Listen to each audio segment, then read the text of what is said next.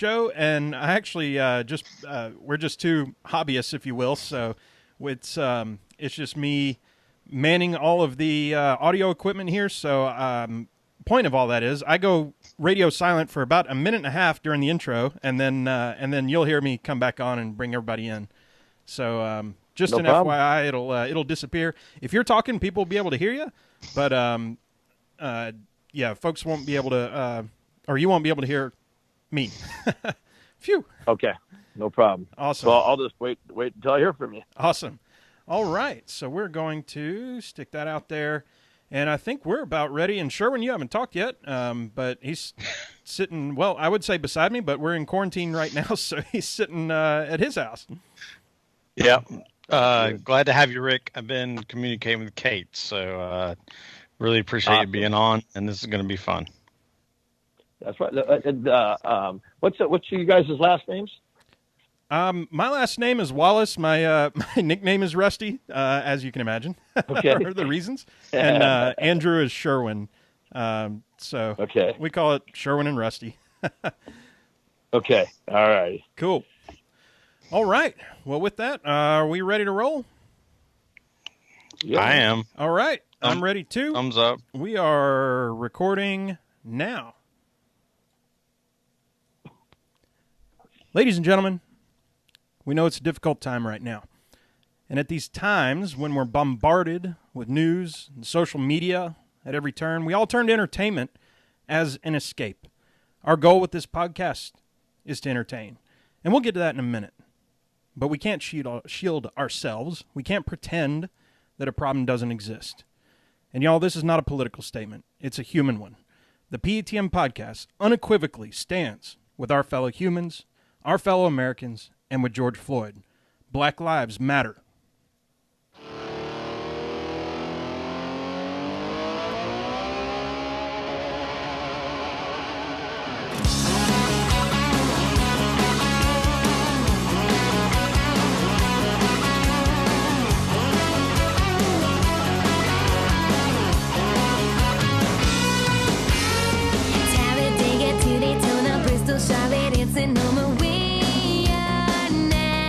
Welcome, y'all! This is the Pregame Engineer Tailgate Mayor Racing Podcast, episode number 246. It's Tuesday, June 2nd, 2020. I'm Tailgate Mayor Rusty Wallace, and I'm all alone as we enter week number 12 of quarantine, whatever it is.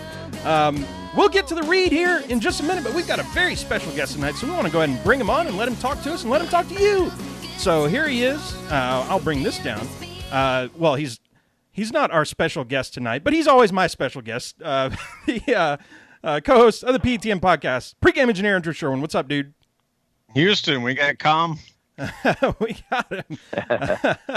And joining us, welcome to the show, first timer on the PTM podcast, owner of the biggest little team in motorsports, long history and everything on wheels, on Twitter at Rick Ware Racing. It's Rick Ware. Rick, what's up? Hey, man, great to be here. Great to be with Sherwin and Rusty, and just thanks for having me on for the first time. Fantastic. Man, we're so excited to talk to you and everything. We start the show off the same way every time, so we got to tell you, or we got to ask you, what are you drinking tonight as part of the show? Actually, I'm sitting here. In fact, I just waiting for the intro. I just brewed a hot cup of coffee. Everybody that knows me knows that's probably my one liquid addiction is coffee. Now, how do you have your coffee? Just black with a little bit of cream. A little bit of cream. There you go. Yes, sir. I got into coffee and then out of coffee, and then I think I'm back into coffee again now. But I don't. I think I drink too much of it, so I just don't put anything in it. Yeah. So let's see. So I'm going to start with this, Rick. I'm going to list some things, and I don't even know if I can do it in one breath. NASCAR Cup Series, Xfinity Series, Truck, ARCA, Whelen, Rolex, Asian Le Mans, IMSA, Arena Cross, Supercross, AMA Motocross, WMA Motocross, X Games, and Allison Legacy Series. Did I miss any? Man, I'm embarrassed. It sounds like we should do some drag racing. I'm missing something. I think I said it in the intro for you, but I said, here's Rick Ware. He races anything on wheels. And I feel like that's true based on all that. But then I got to thinking, was there anything off wheels, like any boats or airplanes out there you're thinking about racing? No. Although it's funny, we've had different conversations about offshore boat racing with some of the people that we've been involved in. Just from we went down those roads not just because we're bored and there's nothing to do. They were always tied to some kind of sponsor or marketing side to it, and different motorsports, and it all has to be about motorsports, right? Because it's the smell of either the fuel or the alcohol or the nitro or the whatever that gets you excited, and to be able to do different types of things, what's always excited me. And when we've had different sponsors, especially when we started getting into the motorcycles and arena cross and supercross and things like that, sponsors had different needs, and the boats are one thing we never got into doing, but we came close to talking about it. The idea of going to 4 or 5 offshore boat races on any given weekend where everybody's half dressed and you're at the water. It can't be that bad as long as there's sponsorship, right? Right. So I named this long list of things. Is there a thing that makes you go, all right, we're doing this, or is it more of a gradual thing? Sponsors come in, or a racer comes in. What makes you to put it a different way, write that check? Well, so like in one fell swoop, we did the WMA, the Women's Motocross Association. At the same time, we're doing the arena cross, the supercross, the outdoor, the X Games. So we had a sponsor back then, Bad Boy Power Drink, which was at the time in 2008, 9, and 10. It was running kind of head to head with, it was Rockstar, obviously Red Bull and Monster and in those scenarios. So we had a sponsor that was kind of in all of the extreme sports. And so, we ran the supercross and outdoor out of the shop that we'd been in the last, 15 years or so. So we did those things for the sponsor. And, I grew up racing motorcycles anyway, so I love motocross. I love supercross, all of those things. So there has to be at least a business motivation to justify it, just because, contrary to belief, it's not easy to make a lot of money in racing. I'm thankful that we've been able to survive and make a living doing that. But so there has to be a business, faction there to justify. But, for sure, I'm a racing fiend, and I love racing. NASCAR is the 800-pound gorilla of what, brings in the sponsor dollars and the marketing, et cetera. But it's easier to be more competitive on different types of motorsports than it is in the Cup Series. I mean, Cup Series is just extremely competitive, but we had some respectable success in motocross and some of the other series. So we always try to build the brand for RWR and leverage and take care of our sponsors. But before we were running multiple Cup cars, we had a lot more energy, I guess, and time to do other things. A little bit tougher now. Mm-hmm. Not surprising. I love the tagline, the biggest little team in motorsports. What does that mean to you as the race owner or as the race team owner? Well, we applied for that trademark. I think it was, I want to say 2008. Dave Mitchell was my general manager. He was as hardcore as I was, and so he kind of came. We were talking about different kind of monikers and like, as a team owner, Roger Penske is, one of the epitomes of being in multiple different series throughout, his career, and he's won at every level. Same thing with Ganassi and those kinds of scenarios. So, we'd always kind of wanted to achieve to be that, but, we just didn't quite have all the pieces and just didn't have, the funding, et cetera, and the timing. But we were always like joking about different things. And we're like, yeah, we're kind of like the biggest, the biggest team, the biggest little team in motorsports. And we were kind of joking about it. We're like, let's go trademark that. At that time, we ran Tim Brown. It was, I think, his 8th championship at Bowman Gray. We were doing the X Games with that we won with Vicky Golden, and which was really cool. We were doing a partial schedule in Cup, Xfinity. We weren't doing the trucks at that time. So we were doing a bunch of different things, and so it kind of really made sense. And it's, I'm realistic knowing that, we're not anywhere. I mean, we're never going to be where Penske is in Ganassi. But from a business model, those are the kind of things that you base your whole existence on trying to become. So if you can become maybe 10% of what they are, then you reach some success.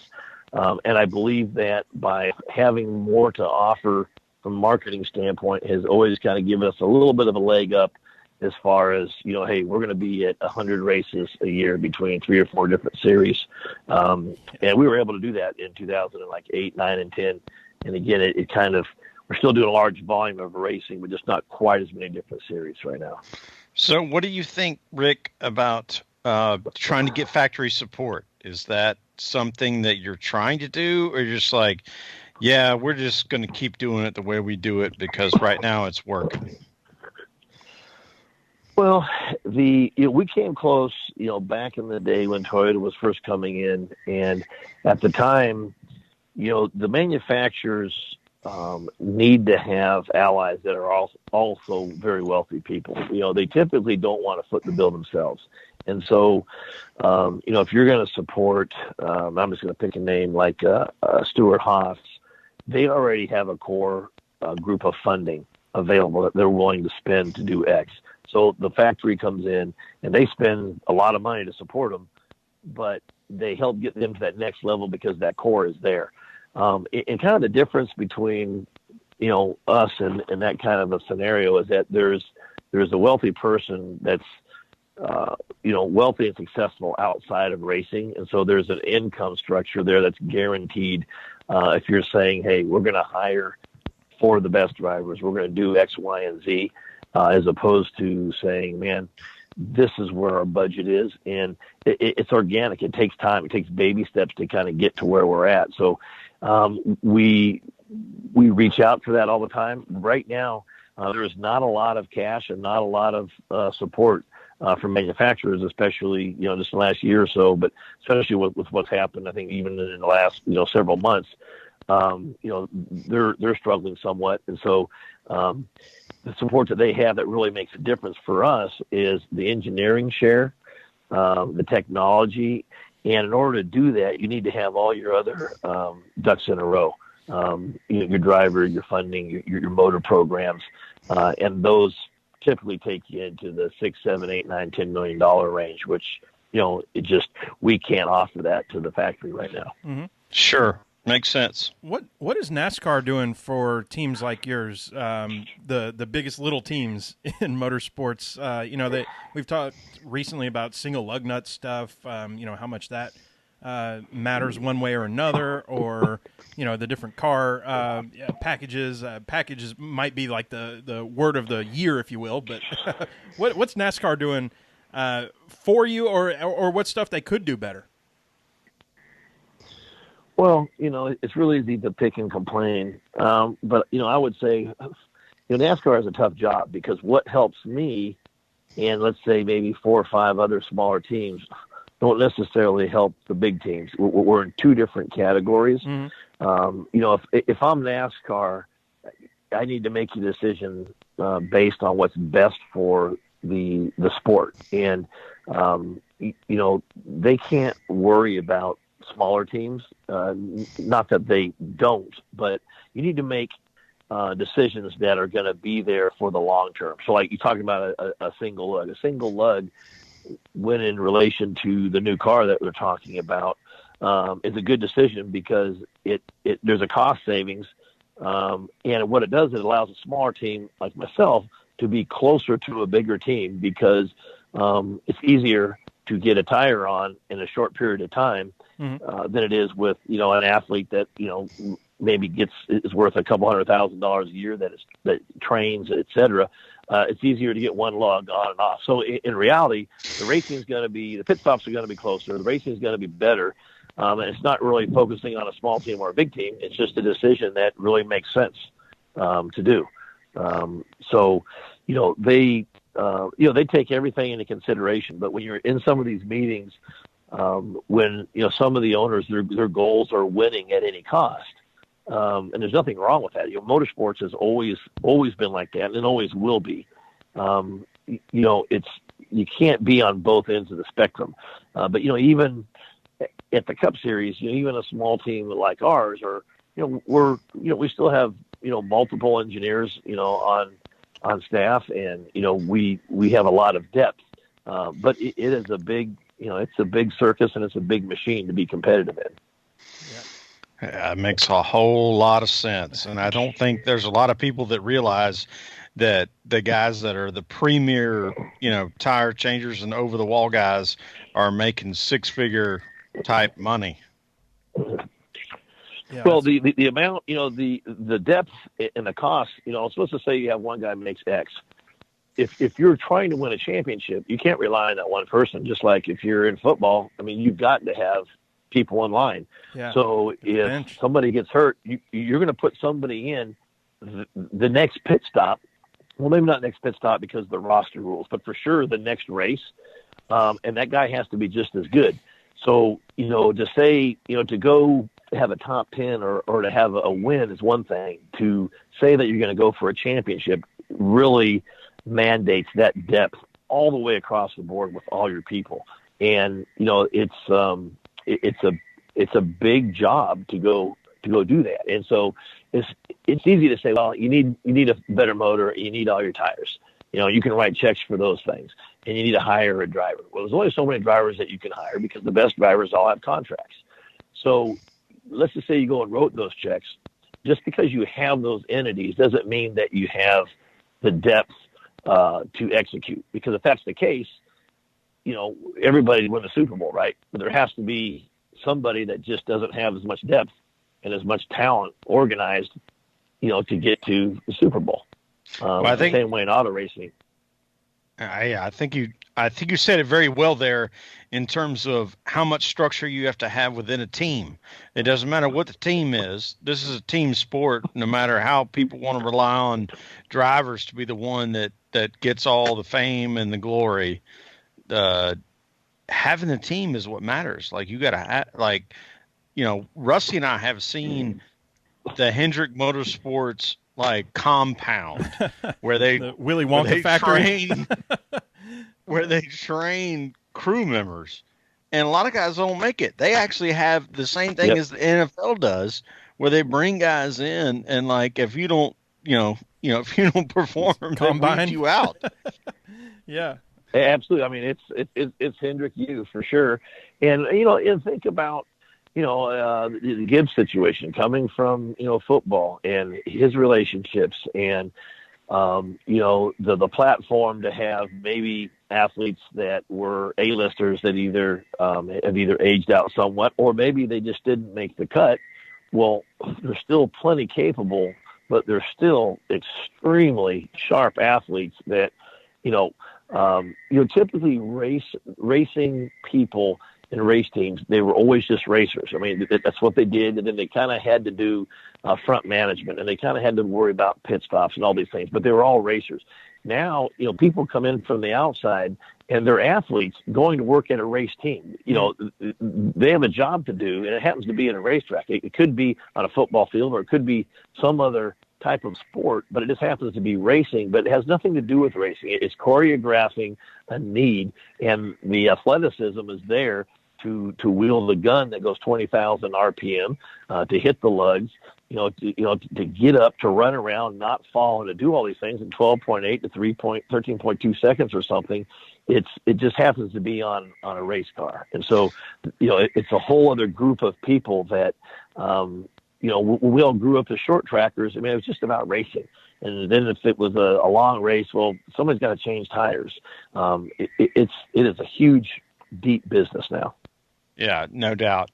And so there was a lot of people that got really up in angst in the Georgia Tech community when an offensive lineman that we had, actually, he might have been a defensive lineman, doesn't matter either way, decided he was going to forego his last year of eligibility because he already graduated from Georgia Tech, but he loves NASCAR. He's like, I'm going to go to NASCAR and I'm going to jack cars up because I'm a big guy. And that seems like fun to me because, like, he was a race fan. And you're like, Right. and people are like, why would you do that? And it's like, because I didn't have an NFL opportunity, but I might have a NASCAR opportunity. Yeah. Right. Yeah. That's And, cool. I would think just by the way it works, if you could get an NFL deal, the short-term gain obviously is probably pretty strong. However, if you didn't get hurt, you literally could be a jack man for a long period of time and really be at the top of your level, for that position. And the potential there, I mean, it's, football is a very aggressive sport. And as we learn, more about concussions and hits, it's a tough deal. I mean, we're not supposed to be hit by cars and other people when we go over the wall. Not that it doesn't happen, but in football, the goal is to get people to the ground as hard as possible. And so, it's great that there's an opportunity, I think, for those people, across the board, for gas men, for jack guys, the agility. I've gone over and done tires myself, and it just doesn't look that hard.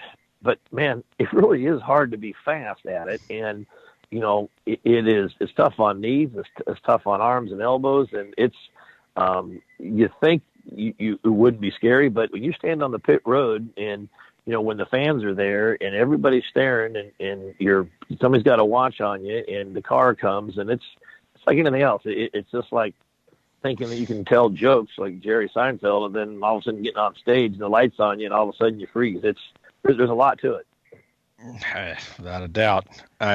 Rusty, you got something else right there? I think I could dig something up, but go ahead. No, I was going to turn, of course, both your sons, Cody and Carson, involved in racing. And Cody recently winning the 2019-2020 season LMP2M championship. And I wanted to dig into that a little bit, how you get involved with that series. And then, some of the challenges of racing in Asia. I had looked up a few articles and stuff, and it sounded like there was a issue at one point with the shipping. I would love to hear the story, the background behind that stuff. Absolutely. So first off, I think I was 7 or 8 years old when the movie Le Mans came out. So, there's some goals that, I've always dreamed of, originally starting to be a driver. Nobody ever dreams of being a car owner, I don't think. I wanted to be a driver. I kind of morphed through opportunity problems and wrecks, became a car owner. But, I always wanted to get to Indianapolis. I wanted to get to Le Mans. I wanted to get to Daytona, and we've gotten to a couple of those. But Le Mans was always something I just thought was really cool. And we started working on this, even before all the hype with the movie and stuff came on. This is a project that we started a while ago. And, again, before the COVID problem happened, we had some racers that had funding. We had some sponsors lined up. In the past, you're coming from a road race background. Cody had won multiple races with IMSA and the Lamborghini series before, and we had a relationship there and, lots of podiums and finished second in points. And so I wanted to, with the sponsors we had, expand into kind of the IMSA realm of the hospitality benefits there, or a lot greater than they are at the NASCAR level. There's a lot of cost in a short period of time to work all that out. But in IMSA, there's they're longer shows, so we were able to put together funding to kind of make sure that all the costs were covered. And one of the things was the potential for this Asia Le Mans scenario. And so if we won the championship, was a little bit of a stretch. It would lock us into an automatic entry to the 2020 Le Mans. So we did that. We ended up winning the Drivers' Championship with Cody and the Owners' Championship. Logistically, it's only a 4-race series, and they're all endurance events, and they're in China, Australia, Thailand, and Malaysia. I may have the last two maybe backwards or something, but those are the countries. So I'm thinking, we had a guy that heads up our all of our worldwide road racing, for lack of a better word, everything here in the States, the IMSA, and all overseas. the logistics, you can think they're going to be difficult, but man, whatever you think, it's just times 100. And so what happened the first race out in China was there are a lot of politics involved, and I guess it's something that happens on a regular basis, that, stuff gets held in customs unless people are paid off, et cetera. And so, one of the cars didn't even get unloaded, even though it was there and prepped. So it was just, oh my gosh, it was really tough. So we got through all that, but every step of the way, there was a lot involved. I can only imagine, I hear about these Formula One teams, the small teams that only have, like 1,100 people or something, and they have several hundred just involved in the logistics countries. So I could see it. So it was interesting. Cody did just a fantastic job.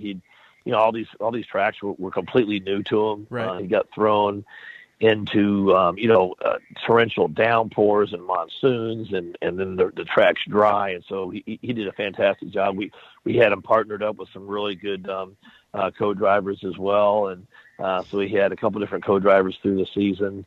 So that got us to Le Mans, and we had sponsors and drivers lined up to go do that. Well, with this COVID scenario, the race was supposed to be in June, so we were having funding and payments coming in, getting ready it was supposed to be in 2 weeks, right? And testing was supposed to be in May. Well, now it got pushed back until September, but we don't really know when we can really even travel. So all of that is really up in the air. So it was a great blessing to be able to win that. So I'm proud of all of my guys for doing that. But unfortunately, we're really struggling with how we're going to even make it happen with the date changes, and obviously everything got pushed back on the Cup side as well, and on the IMSA side we were set to go do. We had Audi support running the GTD program for all the Audi sprint races at IMSA, and that they've had to move several dates back. They have even a bigger issue to have no spectators and no practice. I don't even know how you go. You don't have a practice when you got a 6 or 10 hour race and you have multiple drivers per car. It's a real cluster. It's a really tough deal. But, it's really cool. I love road racing. So we try to do that, every chance we get. But it's as soon as you think you've got something figured out, man, there's a whole new bag of worms to work through. Yeah. So, speaking of kind of quarantine stuff, bringing it back to the Cup Series, what's a vibe like right now on the track? What was it like at Bristol? And I've read from other folks that Bristol was almost a little different because it really has that energy and it has that almost I don't know what you call it, but other than vibes when the fans are there versus not. I'm curious from your perspective what that looked like. Well, it's really bizarre because normally, let's say we're there on a Friday and the race isn't even till Sunday. You still got a ton of people in the pits. Even if it's big like Charlotte, Bristol and Martinsville is always packed because it's so small, right? So there's always so much going on. NASCAR has done a fantastic job of keeping haulers, separated, pushed apart, people coming in at different times, the screening process. So they're doing that. But within that, we have such a minimal amount of people to even work that it's really bizarre because it's almost like we got 40 people together to do a test because it's quiet.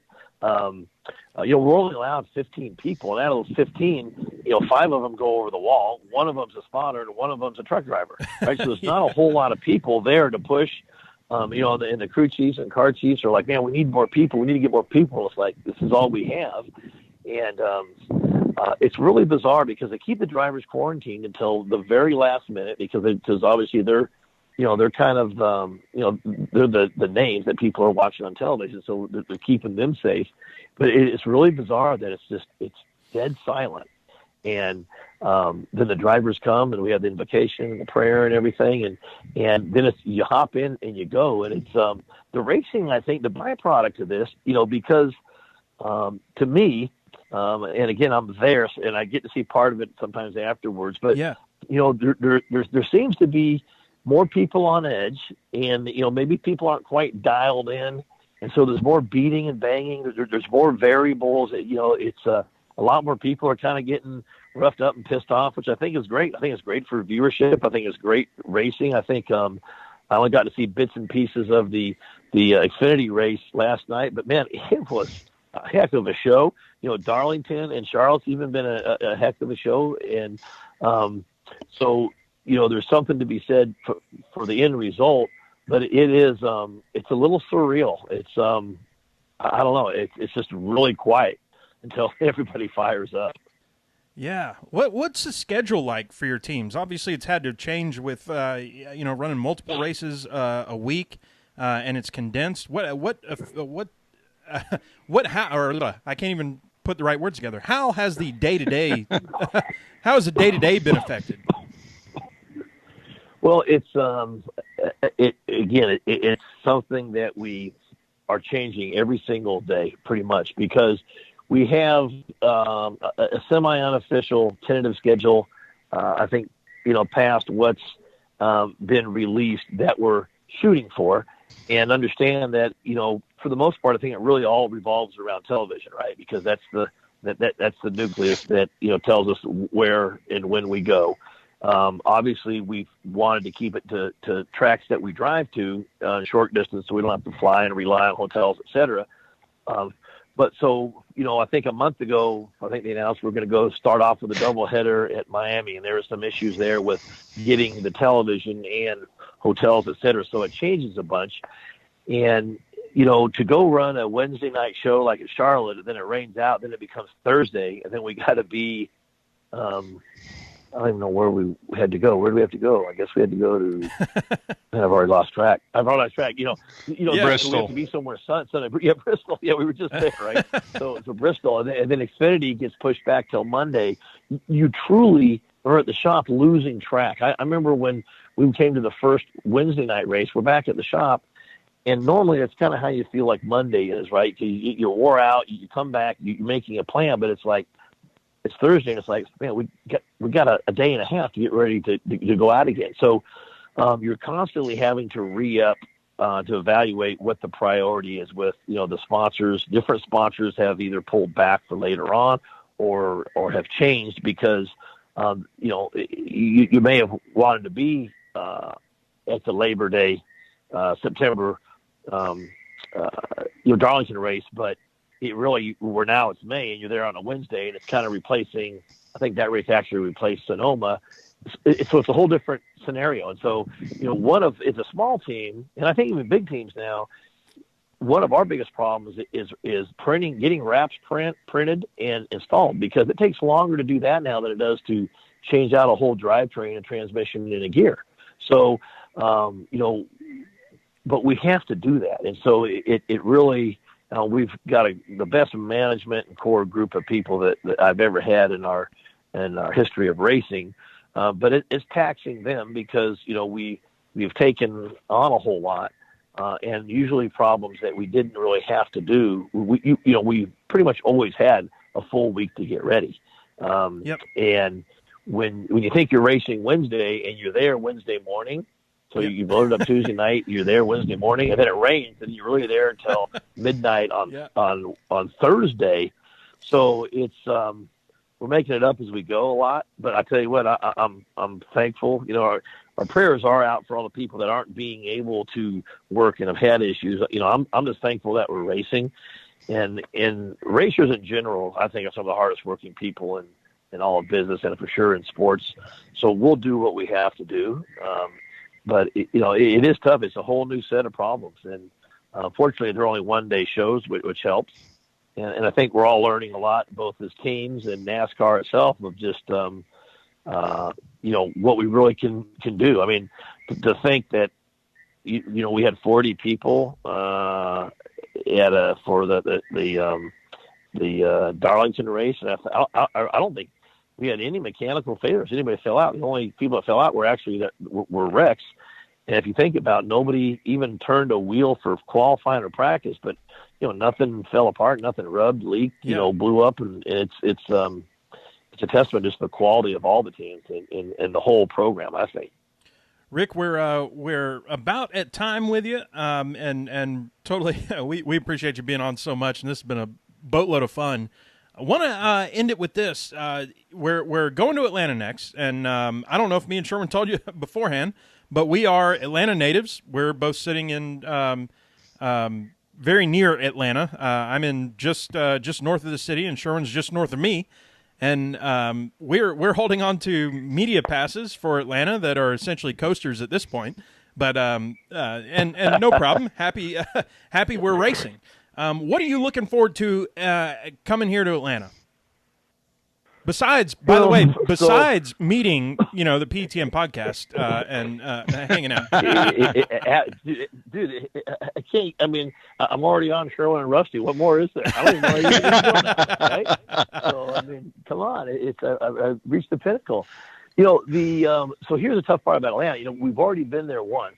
We've had, all our cars prepped and fresh motors and cars wrapped, and then so we're going back again, and I'm thankful that we're going back. Atlanta's a tough place anyway because it's hard on tires. It should be a great race. Cars sliding around with a green track going 198 miles an hour. It should be a heck of a show, and 500 miles long. So there's a lot of things that you got to deal with just Atlanta itself. I'm just thankful that we're going back. For us. We have to look at, when you say Atlanta, in my mind, first thing I think of is I got to be in Martinsville Wednesday morning.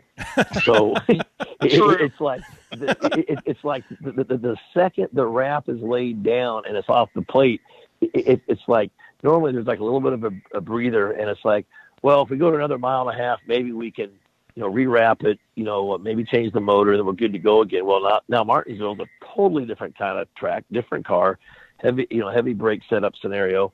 And it's amazing how we just burn through the weeks, because as soon as the hauler's loaded up, again, I'm thinking about Martinsville. And I love going to Atlanta, and when we go there, it'll be a great race. But we're having to always think 2 or 3 days ahead, because we will, not very many people are flying right now because people are just concerned about whether it's, team chartered planes or commercial, so we'll be driving. So, we're going to be home at, 1 or 2 in the morning on Monday, and we got to be loaded up Tuesday night. And so, it's a busy time. We're thankful to be racing, but it is a busy time. Yeah. For sure. Yeah. Well, if misery loves company, I guess there's about 40 other teams that are in a similar situation. Yeah, absolutely.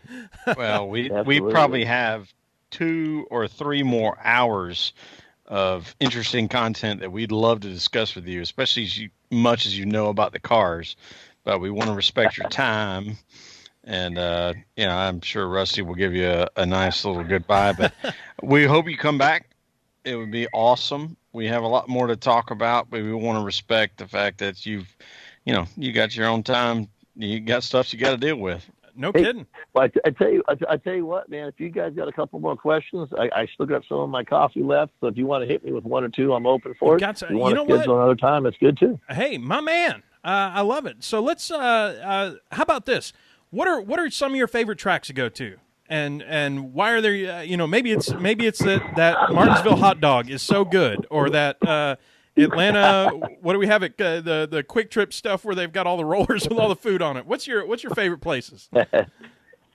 Well, I kind of have to say overall Daytona, and one of the reasons being is that when the first time I was ever at Daytona, I was racing from California, and my first race there was 1985 for the 24 hours of Daytona. So I was, I guess, 21, maybe 22. It was one of my first professional gigs that I was driving for somebody. I was so excited to go. And, I'd seen it on television, of course, it's big bank track, and it just seemed so cool. So the first time you go through the tunnel, and, I'm sure it's been the same way for you guys, you can see it, but these places are ominous. And I remember driving through that tunnel, and I was there to run the road course. But my thought was, I can't even imagine what it would be like to be on, the big oval. And it's like, I got to somehow get back here. So I've been fortunate enough to be there, in trucks and in the Cup, Xfinity. I got to be on the podium in 2008 in Supercross, which at the time we were the first independent Supercross team in the history of AMA to be on the Pro 450 podium. And it was cool to me because it was Daytona, and whether it was cars or motorcycles, it's still Daytona, right? And it's so cool because it's an international track, and everybody, I don't care from Dan Gurney to Mario Andretti to Dale Earnhardt or whatever, they've all been there. And so for me, that's definitely one of them. As far as some of the cool places to go, Darlington. I love racing Darlington. It's hot and humid. It's really old school, but it's some of those places. But I love racetracks, man, and I kind of love them all. If I had to pick one, I'd for sure say I think Daytona is just so cool. The road course and the oval. Boy, I tell you what, and we won't go into it here, but I think me and Sherwin have probably one of our favorite stories in terms of attending Daytona of any racetrack that we've been to, and just had an absolute blast there. So I cannot fault anyone for saying Daytona. Absolutely. Sherwin is laughing his butt off. So when was your first Daytona? So Sherwin, well, I've got two. Rusty's only got one. We have one together. Yeah. So Sherwin called me up, That's and I awesome. think it was on like Friday for the Saturday. It was a Friday night. He called me Friday night for the Saturday Gatorade Duels, and he said, "Dude, I just got tickets." No, it was the Bud Shootout. Or Bud Shootout. And he said, "Dude, I just got tickets to the Bud Shootout, but these aren't just tickets. These are in the UPS box." And we went up in the UPS box, and listen, I'm not trying to brag here, but we drank every beer that they had in the box. And then we proceeded to go back every and do bottle of liquor they had. Then we proceeded to go back to our hotel and do karaoke for the entire evening at the bar that was at the bottom of the hotel. And then I don't know, some chair got broke at some point, and I mean it was a mess. But these are two guys. This is 15 years ago, probably at this point. So it was. That was 2009, February 2009. Well, 11 years ago. Okay, more That's recent awesome. than I'd like to admit. But boy, we had a lot of fun that time. And like I said, Sherwin called me up. I mean, I'm talking about what, Sherwin? 12 hours before I showed up at your house in I called you at Valdosta? like 9:00 on a Friday night and said, "Hey, I got this stuff. You want to go?" This is one of those ask the old lady for forgiveness, not permission. It was more like, I'm kind of going to Daytona in the morning. Luckily, love my wife to death, and she's awesome. And she goes, "Yeah, okay." So we had a blast. Great. We had a blast. So, Rick, how about I mean, let's talk about this last race at Bristol. The finish. We kind of call it the Chase and Joey show, and then Brad kind of spoils it for everybody, and not spoils it, but makes the most out of that situation. How about from your perspective, what the end of that race looked like? Well, for sure, Penske, you can say it's had some tough luck this year, but it's also kind of, had been the byproduct of some, or at least for sure for Brad, the byproduct of somebody else's misfortune. Well, what I liked about it is, for sure, since we've come back, it seems like there's something going on at the end. And when you look at that race, Joe, people joke about iRacing. You can't, in real life, you can't go run the rim all the way around against the wall. Well, Joey got slammed against the wall. I just remember seeing him going wide open into three, just up against the wall, the sparks flying. It's like, I don't know, if I was a new NASCAR viewer, I'd be like, this is pretty entertaining. And, you look at, Kyle Busch and Briscoe at Darlington, and, the Xfinity race last night, Chase and Busch at Charlotte. I mean, it's if you're not getting entertained by this, then you probably just you're gonna not like action, I guess. I liked it from the standpoint of I think it's exciting, and we need it to be exciting for the fans. You can depending on who you're rooting for, what teams or drivers, you can like or dislike somebody or what somebody did. But I will say it is Bristol. These cars are going 140 miles an hour. You can barely fit 40 cars. It's amazing there's any cars even running at the end of 500 laps. I mean, 500 laps with 40 cars, and there's 30 of them plus running, and it's a testament just to the quality of everybody. So I love it. I think there's been more beating and banging. There's been a little bit more access, and maybe it's a byproduct of no practice or qualifying. I don't know, but I think it's great for the sport, and I think it's good that we got some people maybe not happy with some of the other people because it's something to talk about. We can't, it's no fun watching football if people are just pushing people over and nobody's upset about it. It's exciting when people get slammed to the ground and somebody's not happy about it. Yeah, me and Sherwin have talked before many times, and even on the show about leave the people wanting some more. And once we started going to Bristol, and we didn't miss a Bristol race for 10 years or so, and only missed races because of rainouts and stuff, and we're working folks, so we got to go back to our jobs. But I'll tell you what, at the end of this race, I mean, it was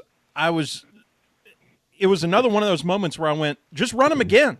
Just line them up, get them some new cars, anybody that wrecked out, run another 500 laps, and let's now I'm talking to a owner here who probably is cussing me out in his head. Let me get me out of this place. But Bristol has a way of doing that for me, Sherwin. Yeah, 100%. I don't know any other way to say it than that. I'd love to see 1,000 laps at Bristol. I know TV doesn't want that. I know media doesn't want that. And I know the racers don't want that. But as a fan, I'd love to see, let's start it at 3:00 and let's run 1,000 laps.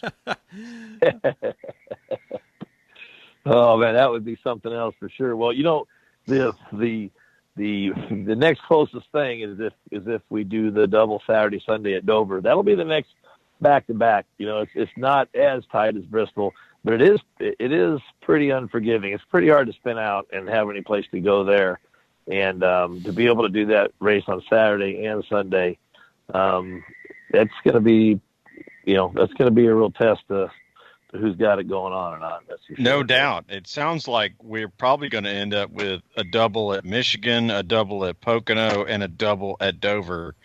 And I don't want to be an owner trying to figure out how many cars I'm supposed to bring to the racetrack. And as a fan, just the impact of what the double Pocono race meant this year. I mean, we were all set up. We had it all ready to go, and I mean, here we are sitting in Atlanta. Had almost 30 people. Well, yeah, we're sitting in Atlanta, and we got 30 people ready to roll and going to Pocono, and it's unfortunate that that's not going to be able to happen. But I guess the flip side is, the fortunate part is that we're going to see all these other doubles. And as a fan, I can't imagine, and I will see it, but I can't imagine right now how awesome that's going to be. As an owner, does that give you raise a hair on your neck, Rick, or is that more, we just take it in stride. Everybody's got to do it, and we'll do it. Well, we're Michigan and Pocono. There's room to move when something happens. Not always. If somebody does something and just takes you out at 190 miles an hour, but Dover back to back, that makes the hair stand on the back of your neck somewhat because again to be able to do that, you're talking 800 laps. That's a lot of laps at that place, and a race the next day. I'm not too worried about it at Michigan and Pocono, but Dover's pretty close to that 1,000 laps you're talking about in Bristol. That's going to be a test. Yeah, yeah. Oh man, and again, as a fan, I can't wait to see it. We talked about Atlanta earlier, and one of the big topics I think for the past like 5, 6, 10 years now has been the repave of Atlanta, and I mean they had the trucks hired and everything. We talked to the president of Atlanta Motor Speedway after the race was over, and he came up to us, which was amazing, and he said he was talking with us and talking about we got dozers coming in and do this, that, and the other, and there was a change of heart. It's almost like the Grinch that the heart grew 3 times that day or whatever, and the next day nothing happened, and the next year nothing happened, next 2 years nothing happened. So here we are today. Where are you at on like Atlanta repave or Atlanta? Hey, keep it how it is. This is a racing place. I don't know what's going to make the racing better. I mean, the track's fairly bumpy. It's wore out. We know what tires we got to have there. If they go repave, there's going to have to be a bunch of tire testing. I don't know what's going to be better for the fan. I mean, just to repave and to have new speed, speed qualifying records. I don't know what that really does for the end result. I know right now, it's a pretty good race, and so if I'm the track owner and we're only getting one show a year, I don't know that you can justify doing that. And I don't know that it's going to make the racing really any better. I mean, we've seen it in the past sometimes when we repave things and there are bumps that get there that for some reason weren't there before or something, the base sags and guys are complaining about that. And, the tire that they bring for the first race there wasn't the right tire because nobody really tests 40 cars going 500 miles, and the racing isn't as good. I think there's a value to knowing what we have right now and just kind of making the most of it. Yeah. I think me and Sherwin continue to be in the don't mess with what's working, right? Yeah. Yep, absolutely. So maybe we'll let you out on this one. I don't know where the coffee's at, but there's a question that we were sent early on while we're 246 episodes in right now, and this might have been episode like 40 or 30 or something like that. And somebody sent in a question that I love to ask folks now, and especially as like a small team owner, what's something that you forgot to bring or forgot to have at the racetrack and you got there, and they were like, no, you can't do that, and you had to go back?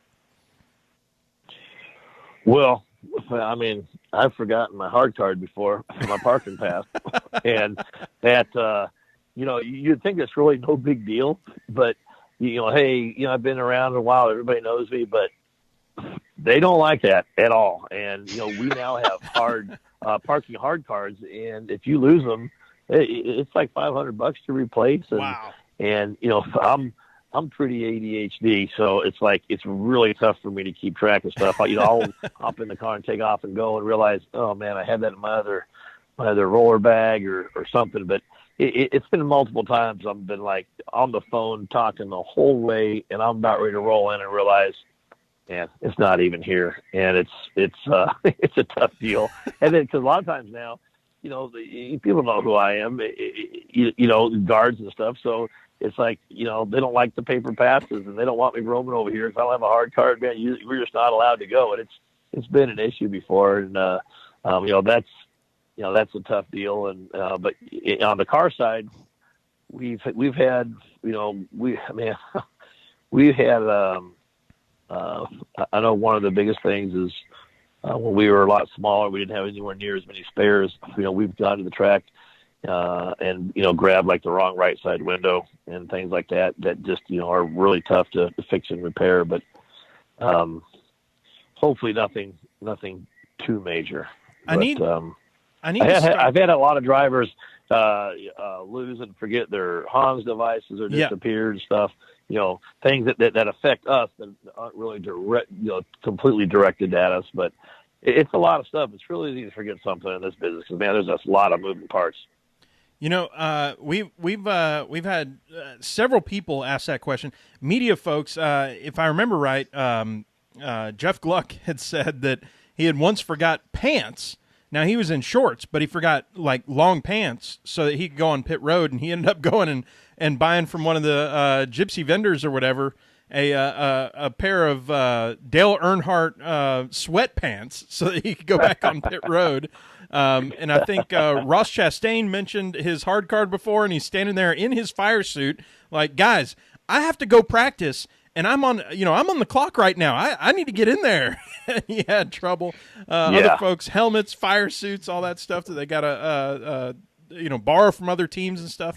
It's interesting. Yeah. I hear a lot about somebody forgetting something and then another team lending them that thing, and it seems to be fairly commonplace. Does that happen to you, Rick? Oh yeah, absolutely. We've had when we've gone to some of these new packages that have multiple different spoilers, rules, etc. I mean, we've been to the track where somebody is just because a lot of times the spoiler is the last thing that goes on the car before it goes on the trailer, and depending on if we have new people or whether it's coming from the body shop or whether it was a 750 track versus a speedway or something. I've seen all kinds of things that you just think couldn't happen, but it happens, and you think at this level that how could that happen? But as long as people ultimately are making decisions and loading up, people got mistakes and their mind was somewhere else. So it definitely happens. Rick, we appreciate you being on so much. Hey, tell one of both of your sons about us, and maybe we'll get to chat at some point. Absolutely. Why don't you close us out? Tell us where the folks can find you and what's going on soon.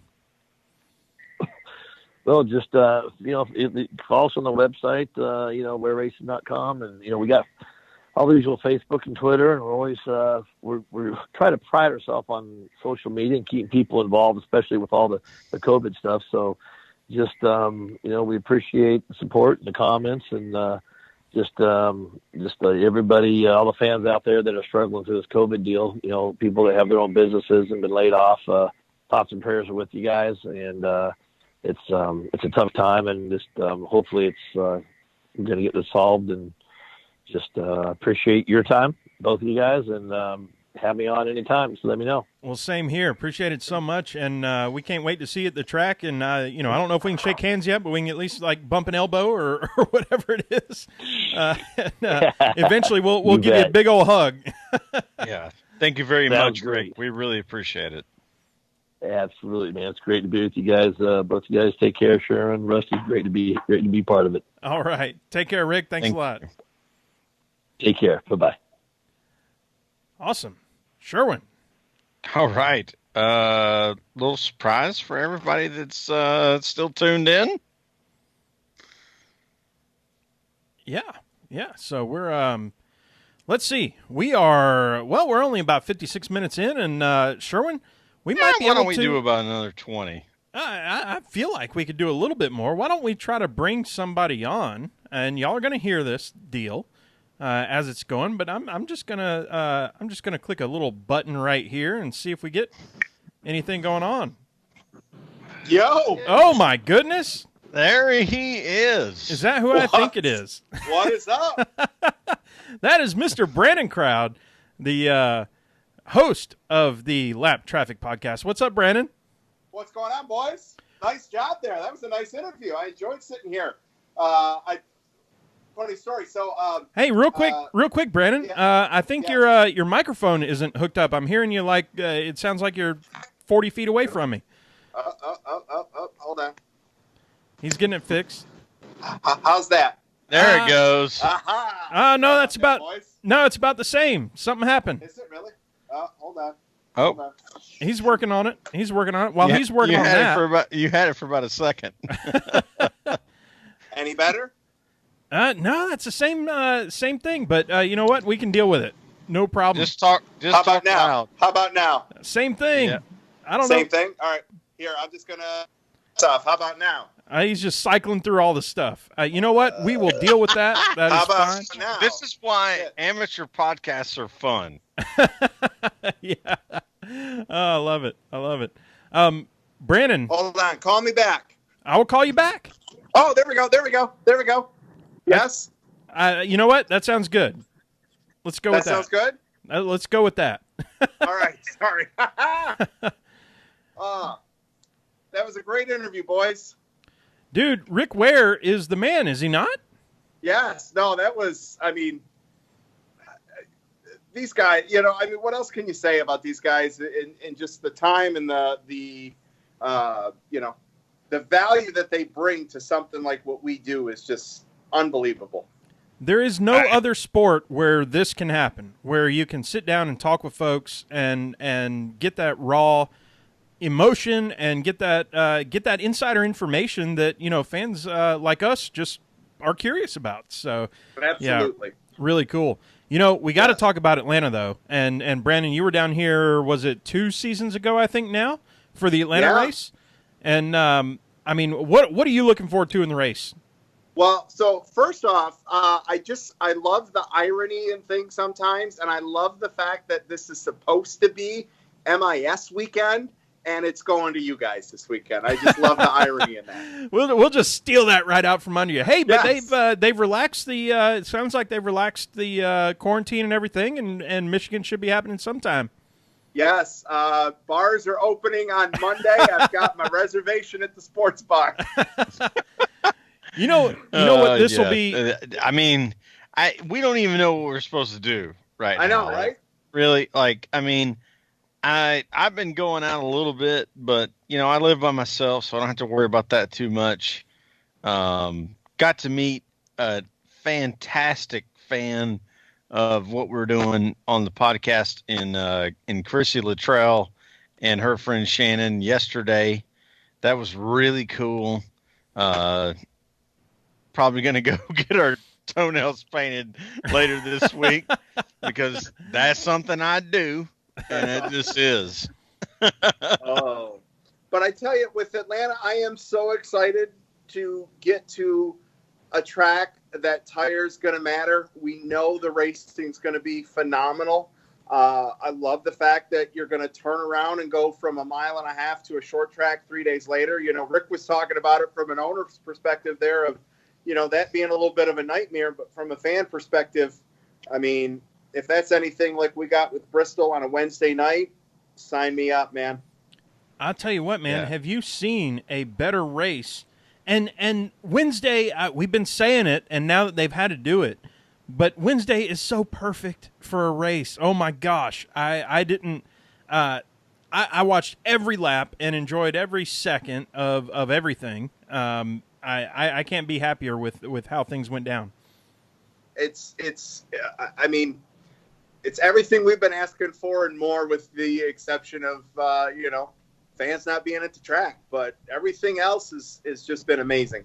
Well, this whole thing might work out well for you in that if Michigan's a little later, you might be able to actually go to the race. It sounds like, whereas that crossed the mind. yeah, we're a bit if there's any silver lining to this cloud, we're locked out of Atlanta. Even though I could drive 20 miles south and be there, they're just going to tell me to go jump in the lake. I thought about, if it wasn't for the fact it was 90 minutes away, I contemplated driving out to MIS over the weekend and just taking a selfie with an empty concourse area and being like, where the hell is everybody? But that felt like a lot of effort for 3-second picture. Well, I got to pick at you a little bit, Brandon. Your quarantine beard game is weak. Oh yeah. Oh no. I tell you what. So our hair salons are still closed, right? Let me tell you, man. If we would have done this, last week, my hair was going on 12 weeks without a haircut. And my mother-in-law is a retired beauty salon owner, and she took care of that this weekend for me. It was a mop. Oh, there you go. So that's where it was at. But where's the beard though? You gotta get some beard action. Dude, I tell you what, the longest I've gone without shaving is when we were at Darlington. That's That's it, man. There's no beard here, man. I cannot stand it. Some days I shave twice a day if I'm going out or something like that, in the morning and at night. Well, that's why you should definitely grow a beard, because like you got some beard game. Yes. You just don't know it's there yet. Well, I'm discovering new things about myself. Like my hair will curl up at the ends. I didn't know this. I've had the same haircut for 30 whatever years, 37 years. And look at this. There it is. My hair like curls up. It does this little swoosh thing, and I'm kind of proud of it. I'm not going to lie. I like where it's going, and as long as I can put a hat on it. If I got I got to go back to work in probably 3 weeks or so, and that's got to go at that point. But if I can throw a hat on it, it curls up on the back side of the hat. Yep. I'll be sitting in meetings and like teasing it.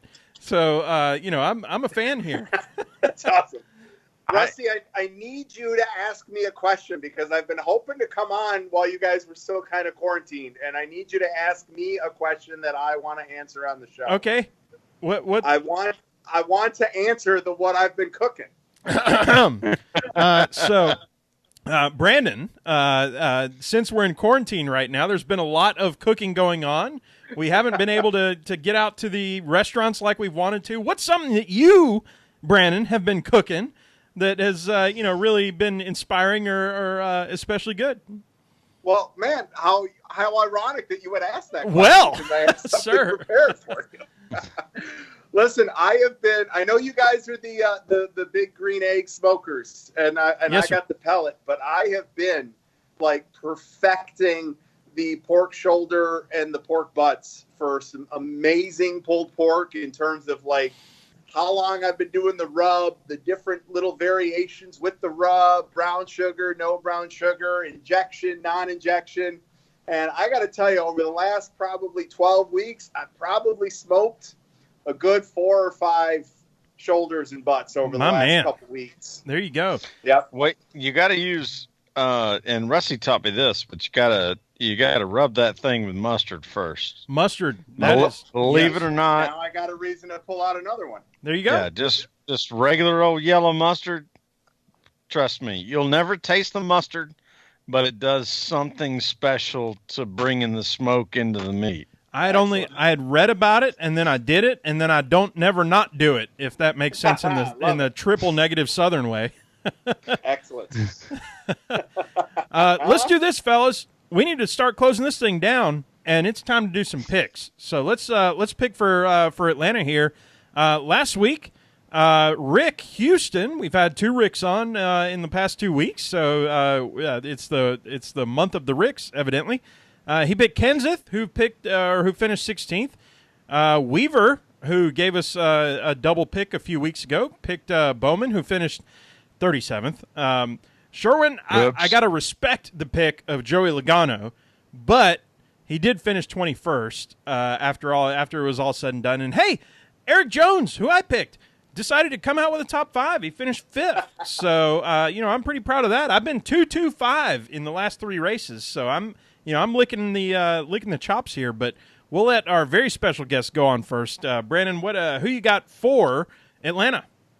Well, with the lap traffic fantasy, you're limited on picks. I was saving them for March, so I saved them till now for the win, baby. Oh, for the win! All right, Kevin Harvick. Sherwin, it's not a make it take it show, so you're up. Who's it going to be for Atlanta? Wow. Okay, that's now. I really didn't do a lot of thinking about this, so I apologize to everybody for me fumbling around with the words here. Obviously, I think Harvick is a great pick because he hooks the bottom in 1 and 2 like nobody can.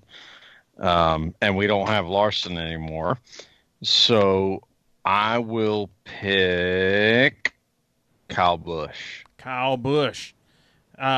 Strong pick there. And there's it feels like at Atlanta, there's a handful of people that you can pick that are in the running. They're up there. I mean, you're talking about Harvick. You're talking about Kyle. You're talking about Kurt. You're talking about Chase. And you're talking about Rusty's pick for the double, Brad Keselowski. Oh, look at you. How about that? Definitely, he won the last race we were there at, wasn't he? Probably. He's a strong contender there at Atlanta. That clean air means so much, but those tires, there's a lot of strategy involved in that. Fellas, let's close this thing down. Tell the folks where they can find you. Brandon, let's start with you. What's going on? Well, boys, you can find me on everything, including, yes, even TikTok now. Oh, God. I got one of them. At Lap Traffic PC and the laptrafficpodcast.com. We got so many crossover followers. I love it. I shut down the comments, but I'm sure they're all on there still. Thank you to everybody that listens and supports both of our shows. Well, you know what? Go follow Brandon on all the things except TikTok. Go on there and then just, give him hell. And no, that's awesome. Appreciate you being on, Brandon. Sure, and tell the folks so they can find you, and I'll close this out. You can find me at Pregame Engineer and at Andrew L. Sherwin on Instagram. My man. And with that, we'll shut her down.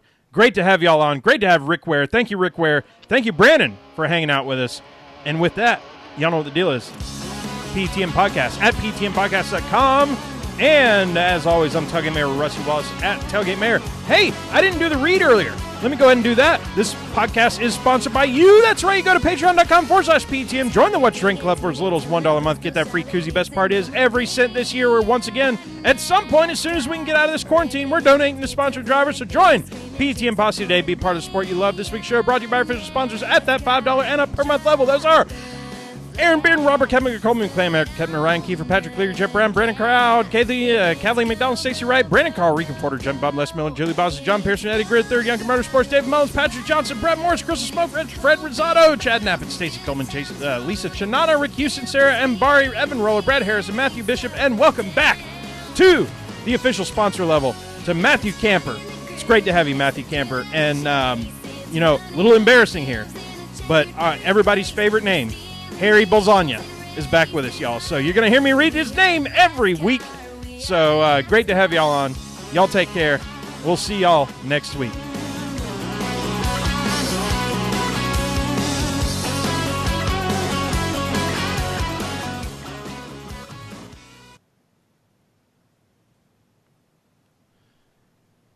That's a wrap, boys. What up? We are still live on YouTube, but we are done with that. So, no, it's PTM After Dark. PTM After Hashtag. Dark time. Fellas, I don't know if you heard me say it, but Matthew Camper back with the official sponsorship level. We want to thank him. It's so awesome to see that. And I think that's 3 people in the last week that have come back to the official sponsorship level while we're in quarantine, while all this stuff is going on. So we can't thank you enough for doing that. And not to be outdone, probably my favorite person to read every week, Harry Bolzania is back. So I told him that because he was texting me, or not texting me, but like DMing me, today and yesterday, and he was like, "Hey man, so I started doing the thing again, and yeah." I was like, "That's awesome." Oh, Very man, cool. Fantastic. that's so cool. We I loved reading his name out every week, and I will love it again. Even though maybe I'm supposed to be a little bit embarrassed, but I always read it not just as Harry Bolzania, but I always go Harry Bolzania. So he gets a little flair. What's funny about it is his name is Richard. Dick balls on ya. So that's kind of funny. Yep. Love it. All right. That's great.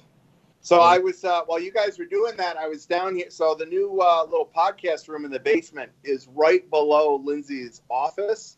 So a couple times during quarantine, I've been able to do like some interviews in the afternoon, and she's been on meetings, and we all know how loud my ass is. So like there's a vent and all this stuff. So I literally went on Amazon and bought a 12-pack of soundproof styrofoam that I like wedged up into the vent area in the ceiling and all this stuff, so that hopefully Lindsay doesn't have to listen to my ass do interviews during quarantine. Yeah, but That's you don't fantastic. want to like shut off the air conditioning. Yeah, no. I just like, kind of tucked it on the sides between like the wood and all that kind of stuff. I'll text you a picture of how like bad this was. Bad as he looks up. It's all good. Dude, so Hey, you know what? That's very responsible, though. That's a Right. very nice gesture Thank you. to the Thank you. the person who shares a domicile with you. Yes. True.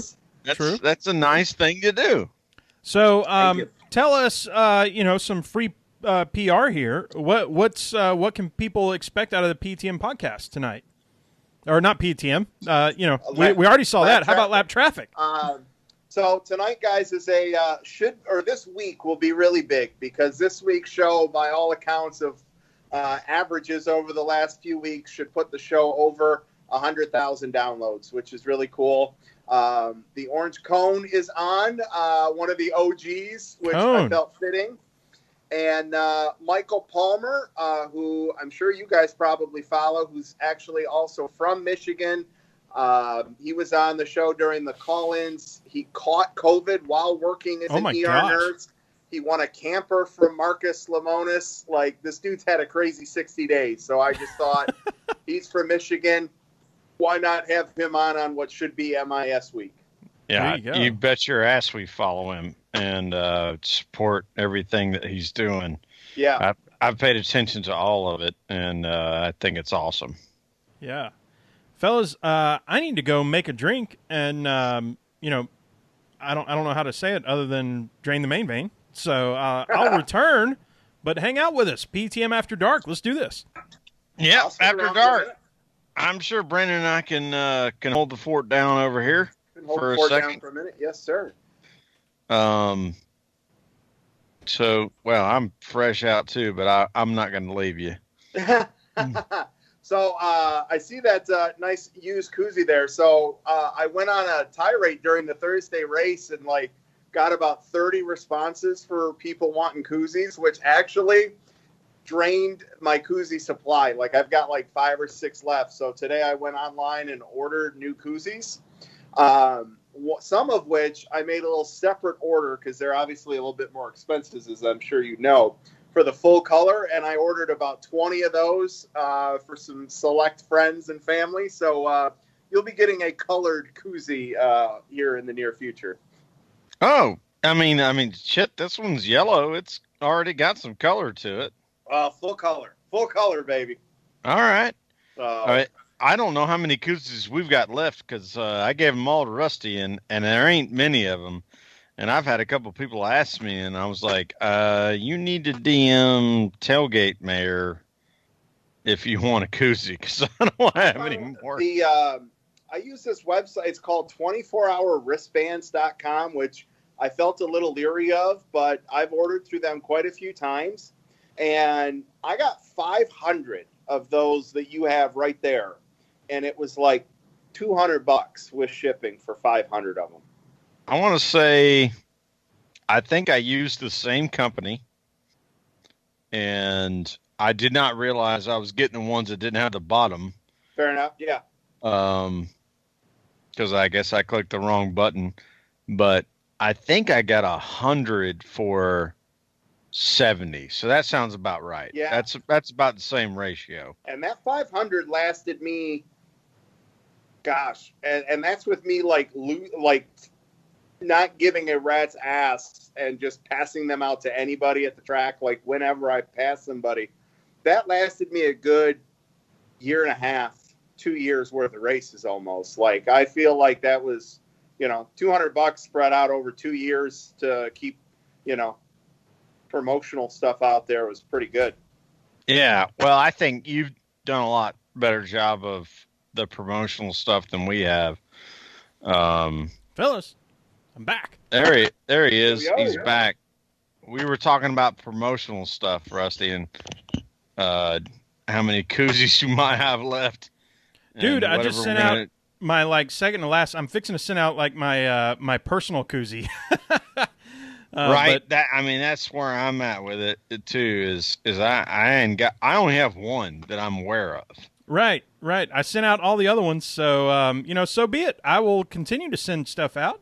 Don't care. I'm not, emotionally attached to any of them, so you can get a used by Rusty Koozie if you join the PTM posse. Race used. Right. Yeah. That's got to be worth something, right? Race used or podcast used yeah. or just us used. Thing that keeps your beer cold, That's which awesome. doesn't That's right. suck. Mm-hmm. No. I mean, until we get a contract with Yeti, I guess we're just going to have to. You know what? I to think do with what we've got. I think I may have more lap traffic koozies than I have PTM koozies right now. Just saying. That's fantastic. I think I have two, and I only know where one's at, and it's right here on my empty beer. Mm-hmm. That's fantastic. I think that's the only. I do have a lot of stickers though. I think I have like 6 stickers, but you're definitely on my kegerator. So Oh, fantastic. Don't worry about that. That thing is still going strong. I was worried about it yesterday. I unplugged it and touched the keg that was inside it to see if it was actually cold, and it was. I just had to fix the plumbing inside of it so we can get that thing back up and going again. Who knows what's going on with the beer that's inside that keg? Probably, I don't know, probably dump that out. But it's not one of your kegs, Rusty. It's one I bought from Total Wine. Well, both Beast and Jumbie Bob have said they do not have koozies and stickers, and I've asked them to go ahead and DM us their address, and we'll rectify that situation. So Nice. Absolutely. Yeah, I've directed so you went to the bathroom and you got picked on while you were there. Oh man. Not like I picked on you, but like I have told a couple people today, I'm like, look, I don't have any of the koozies anymore. Everything that we have inventory wise lives with Rusty. So however many he has is our availability to deliver it to you. And when he runs out, we're going to have to figure out what's next. Right. I've got some kicking the tires stickers. I've got some. I just put the Darlington sticker on my laptop, so there's that. Awesome. Yeah, I still have a couple kicking the tire stickers. So, speaking of stickers, I need to get a PETM sticker because I had one. I don't know where it is. And funny story, I don't know if this is a thing down south, but this is definitely a thing up here in Michigan. You're not in southeast Michigan, and you don't belong if you don't have a fridge in your garage. And finally, the new house, all this, we went to Lowe's a couple weeks ago, and there was a floor model standard, white top freezer, white door, like your standard basic fridge, right?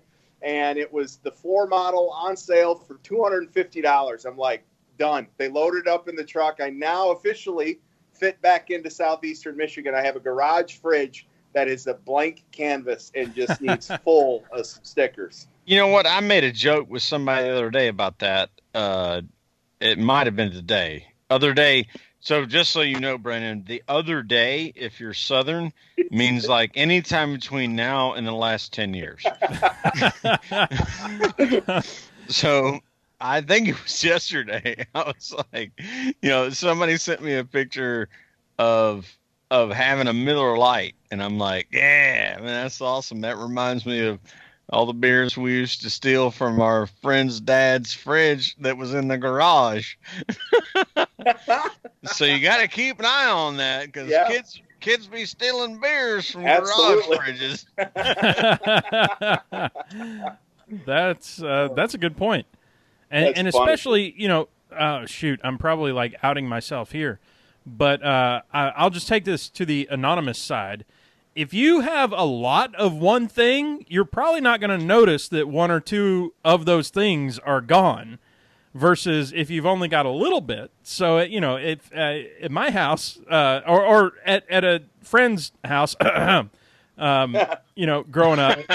There wasn't a whole lot of beer, but there was tequila for days, gentlemen. Yes, sir. All those things matter.